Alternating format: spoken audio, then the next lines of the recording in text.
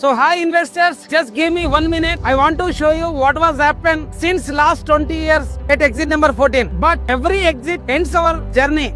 Today, exit number 14 is the beginning of our real future. Let's go for it. So in the year of 2006, it was real boom. Fab City and E-City, education and employment and eco-development. So TGIIC Telangana industrial infrastructure corporation అప్పుడు start అయింది. So initial stage లో 5,000 and 6,000 rupees per square yard ఉండేది. ఆ HMDA approved layout లో with great infrastructure. So present A rate లో ఉన్నాయి?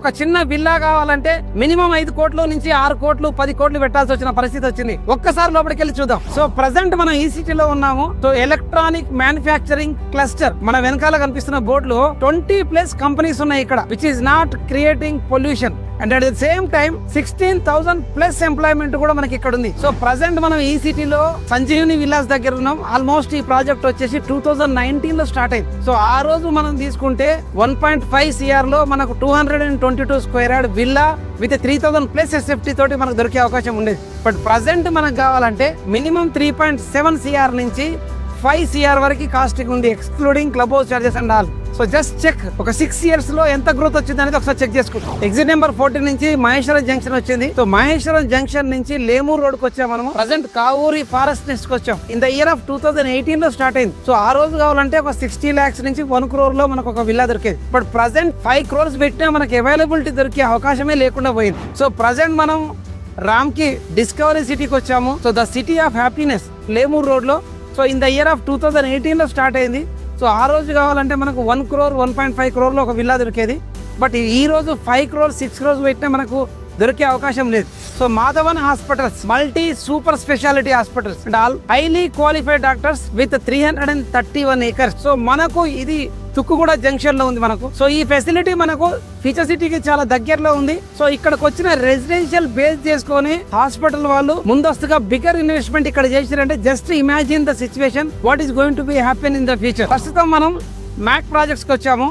So 2006 లో ఈ సిటీ స్టార్ట్ అయితే అక్కడ ఎంప్లాయ్మెంట్ బేస్ కి ఖచ్చితంగా రెసిడెన్షియల్ కావాలని చెప్పి 2007 లో స్టార్ట్ అయింది. సో మీరు ఆ ఎంప్లాయీస్ పక్కన పెడితే వెస్ట్ హైదరాబాద్ లో అఫోర్డబుల్ ప్రైస్ లో పెట్టలేని వాళ్ళందరూ కూడా రాజకీయ నాయకులు కావచ్చు, సినీ ప్రముఖులు కావచ్చు, బిజినెస్ టైకూన్స్ కావచ్చు, రియల్ ఎస్టేట్ బిజినెస్ టైకూన్స్ కావచ్చు, ప్రతి ఒక్కరు ఈ రెసిడెన్స్ లోనే ఉంటున్నారు. సో డే 1 లో స్టార్ట్ అయినప్పుడు 2007 నుంచి almost 6,000-7,000 rupees per square yard అమ్మితే ప్రస్తుతం 70,000 నుంచి 75,000 80,000 పర్ స్క్వేర్ యార్డ్ దొరుకుతుంది.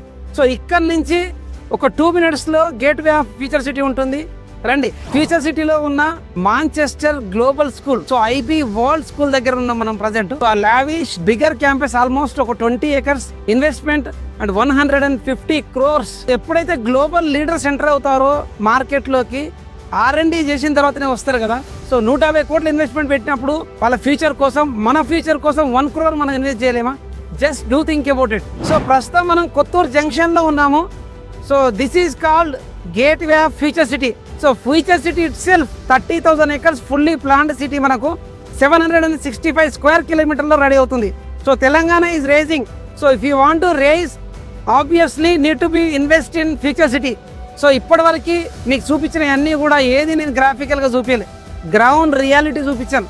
సో ఇక్కడ ఎందుకు ఎక్కువ పబ్లిక్ విల్లాస్లో నివసించడానికి ఇష్టపడుతున్నారంటే ఒక అర్బనైజ్డ్ యాంబియన్స్, ఒక రూరల్ అట్మాస్ఫియర్ కలిగిన ఏరియా, హైదరాబాద్కి కనెక్టివిటీకి దగ్గరలో ఉన్న ప్లేస్ ఏదైనా ఉంది అంటే that is only the future city.